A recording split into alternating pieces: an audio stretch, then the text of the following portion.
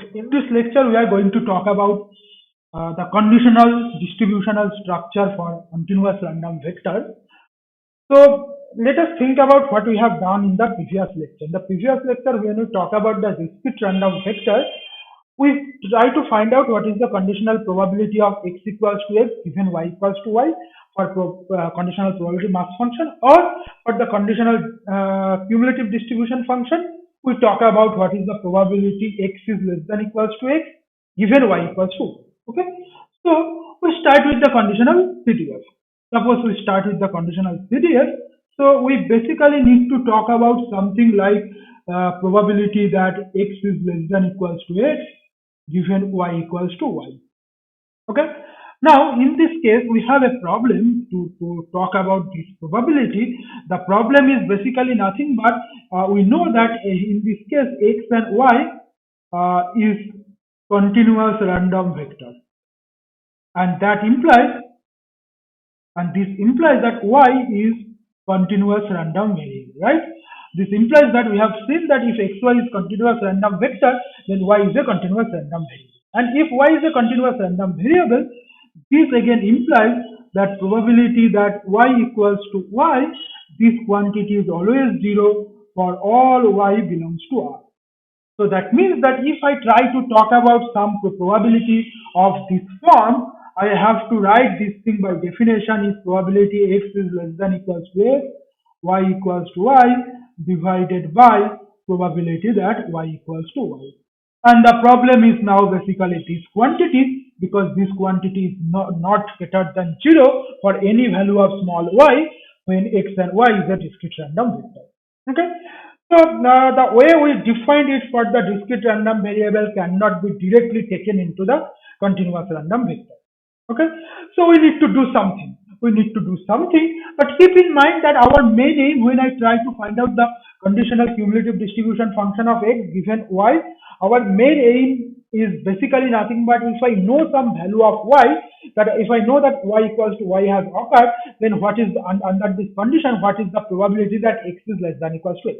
That is basically our main aim. But obviously that directly I cannot talk about. So how can I? The question is that how can I modify our definition so that not exactly this quantity, though I want to talk about this kind of probability, but maybe I do not talk about exactly this kind of probability, but something close to that.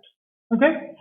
So I hope you understand what I try to say, that okay, see the conditional probability, the main conditional probability of A given B is basically main idea is that, well, I know that B has occurred under the condition, what is the probability of A? Probability of A. Okay, that is basically the conditional probability. Now, in case of the random variable also, that in this case, suppose I observe that y equals to y has occurred, and I try to find out what is the probability that x is less than equals to x. That is basically our main aim, and it is very much useful in many places. Okay. So basically, I try to talk about that, but when xy is continuous random vector, obviously I cannot talk about this directly because this probability is equals to 0 for all values of small y. Now, the question comes into the mind, okay, I cannot talk about that, fine, but can I talk about something which is close to this one? Okay, can I talk about something which is close to this one or which approximates this one in some good sense? Okay, and that's what basically we are going to see now. So, the conditional cumulative distribution function we are going to define for a continuous random vector. So let x and y be continuous random vector. The conditional CDF of x given y equals to y is defined by this expression. What is this expression? Notice that x is less than equals to x kept as it is. The denominator we have changed, not the denominator. The conditional event we have changed.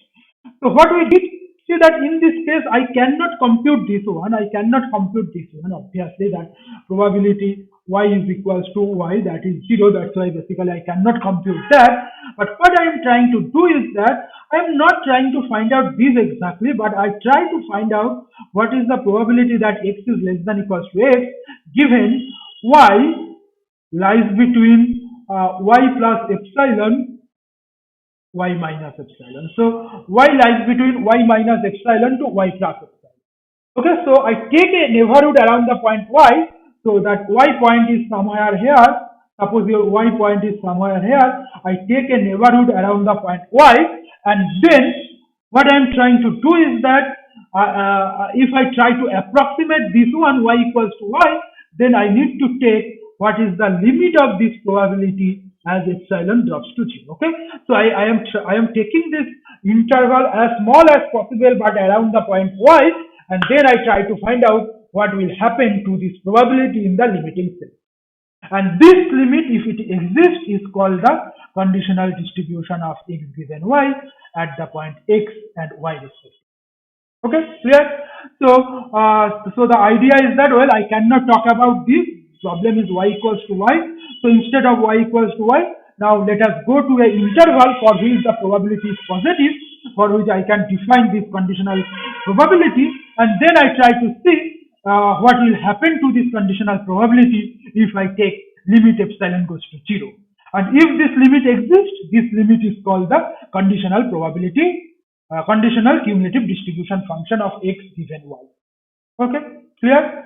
So that's basically the definition, and I hope that you understand what is the intuitive idea behind this definition. The intuitive idea is basically we try to approximate this probability using this probability. Now note that in this case I have written open here, close here, but that does not make any difference because y is again a continuous random variable. So the probability that y whether it is closed, whether it is open, or whether it is closed, whether it is open, remains same. Remains same for y, because y is a continuous random variable. Okay, fine. So now, provided this limit exists, this is the conditional cumulative distribution function. Now, once I have a conditional cumulative distribution function, I may talk about what is the conditional Pdf, conditional probability density function. Now the definition is exactly same as before, because now I have a conditional cumulative distribution function. So I will check that if I have a non-negative integrable function such that the conditional cumulative distribution function can be written as the integration of the non-negative integrable function. And notice the range of the integration as before, it is minus infinity to a. Okay, so my y is fixed again, and then it is a function of x. So I am checking if this function of x can be written as the integration of a non-negative integrable function. Okay, and if this equality holds for all x, then we say that that x given y, the conditional Pdf of x given y is nothing but this small f. Okay, fine. So obviously, if I go directly, it is very difficult to find out conditional Pdf, because first I need to find out what will be this limit, and many cases this finding out this limit will be quite difficult. Now once I can find out this, even if I can find out this limit, then I need to find out the probability density function. Okay, then I need to find out the probability density function. Again, I need to do something for that. So first, main difficulty to find out the probability density function using this definition, conditional probability density function using this definition, is nothing but given the joint density function of x and y, first I need to find out what is the conditional density function, conditional cumulative distribution function, and that itself is not a easy task. So I need some alternative formula, and alternative formula is given by theorem 3.21, and the alternative formula says that if x and y are jointly continuous random vector with joint probability density function f of xy, and y is then continuous, and the Pdf of y is f of y, then the conditional Pdf of x given y equals to y can be written in this form, provided f of y is strictly greater than 0. Okay, so for those y for which f of y is strictly greater than 0, we can define the conditional Pdf of x given y equals to y, and it is defined, it is given by this condition. Okay, it is given by this ratio. Notice that the ratio is exactly same that of the case of the discrete random vector. For discrete random vector, the ratio of the joint PMF divided by the marginal PMF of y, in this case ratio of the joint PDF divided by marginal PDF of y. Okay, clear? Again, I just pointed out that this way, this conditional PDF from this formula, the conditional PDF is only defined if this denominator is positive. That means y belongs to the support of y. Okay, just like the previous one. So how can I prove this one? This proof is not exact. There are some mathematical flaw, but it is a good overview of the proof. So notice that the conditional cumulative distribution function is given by this limit. Okay.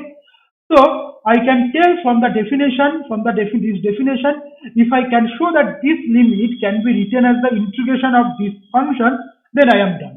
Because then this function is basically integration of this function. If I can write this quantity, this conditional cumulative distribution function as the integration of this, that means this one is the conditional PDF. Okay. So I use the definition. The definition of the conditional probability gives me this quantity. Now, because x and y are continuous, so the probability that x is less than equals to x and y lies between y minus epsilon to y plus epsilon is nothing but the integration of the joint density function of x and y over the appropriate range. And in this case, the appropriate range is for t, the range is minus infinity to x because x is less than equals to x, and for s, the range is y minus epsilon to y plus epsilon. Okay, and the denominator is basically the integration of the integration of the marginal density function of y over the range y minus epsilon to y plus epsilon. Okay, fine. Now what I did is that this integration I take out of the limit, and this is possible because of everything is positive. Okay, now I take the limit inside, I take this integration out, then I take the limit in the denominator and as well as the, okay, then what I did is that I divide both numerator and denominator with 2 times epsilon. I divide both numerator and denominator with 2 epsilon, and then I take the limit in the denominator and denominator separately. Now notice this quantity. What is this quantity? This quantity, if you see this quantity, so let us talk about the denominator first, because once I do the denominator will follow the same thing.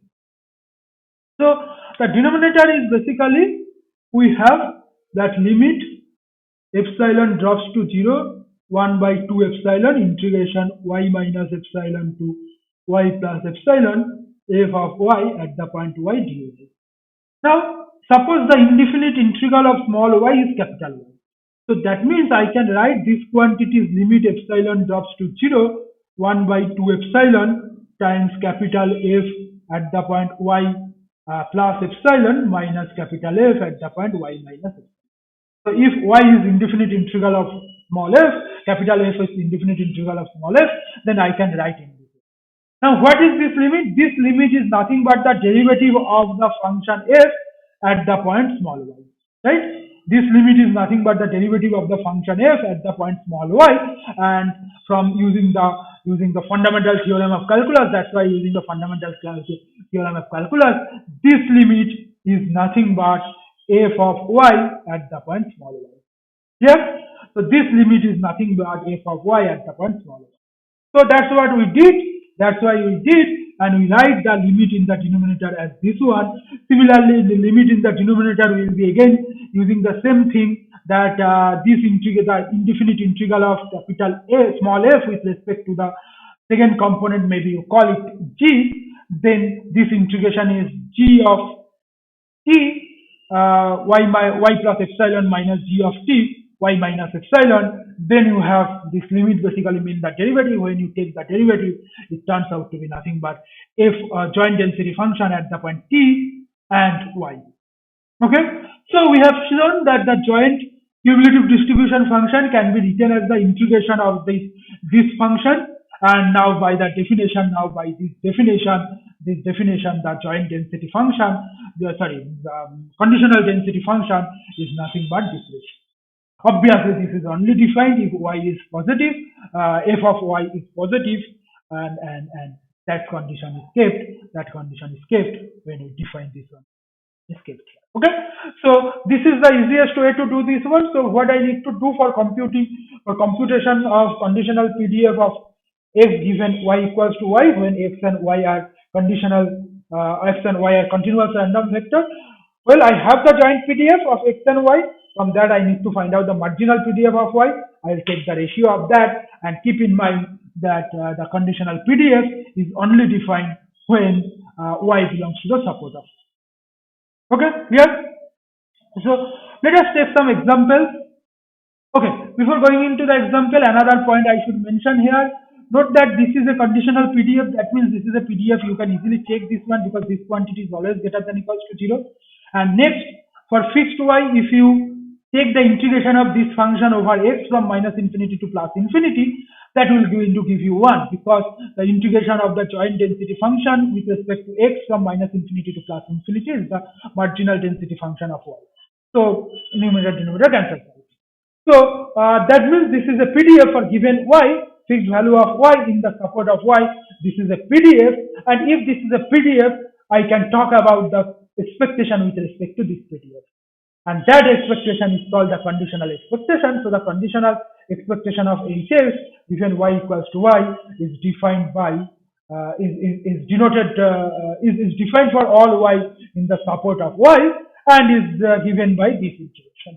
Okay, and like previous case that this integration exists if it is absolutely integrable. That means integration minus infinity to plus infinity mod of 8 into conditional density function dx is finite. And so under two conditions, that when f of y greater than 0 and this integration is absolutely summable, we say that the conditional expectation exists and the conditional expectation is given by this formula. Okay. Again, as case of the discrete random vector, this is basically the expectation with respect to some density function for given y. So that means this conditional expectation also going to satisfy all the conditions of the normal expectation, non-conditional expectation. Okay. So let us see some examples. So first example is that I have a jointly distributed, jointly continuous random vector x and y with joint PDF this. And in this case, if I try to find out what is the conditional PDF of x given y, first I need to find out what is the marginal PDF of y. And marginal PDF you can find out by taking the integration of this function over the x from minus infinity to plus infinity. And once you do this integration, you will get this one. Okay. So once you do the integration, you will get this quantity, and then you take the ratio, and ratio give me this function. So for y, small y belongs to the support of y, which is basically 0 to 1. The conditional density function of x given y is defined, and in this case, the conditional density, the ratio is given by this divided by this for x lies between 0 and 1, and it is 0 otherwise. Okay, clear? Notice that in this case, I have to define two ranges. One is for x because this is the function of x. So x lies between 0 and 1, this is this, otherwise it is 0. And then I need to define the range of y also because this is only defined for y in the support of y. Okay, so this thing should be mentioned very clearly. Once I have the conditional density function, I can find out the conditional expectation, which is nothing but the integration from minus infinity to plus infinity x multiplied by this function dx, so that we are going to give you this. And in this case, you can easily check the absolute continuity because it is the range is positive, so checking the absolute continuity is same as, absolutely integrability is same as finding out the integration. Okay, let us consider another example quickly. That in this case, the joint density function is given by this. Again, if I try to find out the conditional density function of x given y, I need to find out first what is the marginal of y, and that turns out to be this. So y is basically a uniform random. Okay, and in this case, the conditional one is basically this divided by this. So half cancels out. I have y into e to the power minus xy if x is greater than 0 and 0 otherwise, and this is only defined for y lies between 0 and 1. Okay, this is defined for y lies between 1. So that means that in this case, what we got is y has a uniform random variable and x given y is exponential with parameter y, where y lies between 0 and 1. Okay, I can find out the expectation very easily, several expectation very easily. For example, if I try to find out expectation of e to the power x by 2 given y equals to y, which is basically nothing but the conditional moment generating function of x at the point half given y equals to 1. That is nothing but the integration of e to the power x by 2 multiplied by this conditional density function, but now I take y equals to 1, so this y needs to be replaced by 1, which turns out to be this, and this integration can be done very easily to check that this integration turns out to be 2. Okay, clear? So this way I can do this one, and finally I have one theorem which is same as in case of the discrete. Also we have seen that this says that if x, y are continuous random vectors such that x and y are independent random variables, then the conditional PDF is same as the marginal PDF. Okay, so conditional PDF is same as the marginal PDF. Again, it is very straightforward from the definition of the conditional PDF. It is the conditional PDF is the ratio of the joint PDF divided by marginal PDF. Now, joint PDF can be written as the product of the marginal PDF, and that gives me that conditional PDF can be written as the marginal PDF of X. Okay, I hope that this is understandable. I stop here. Thank you for listening.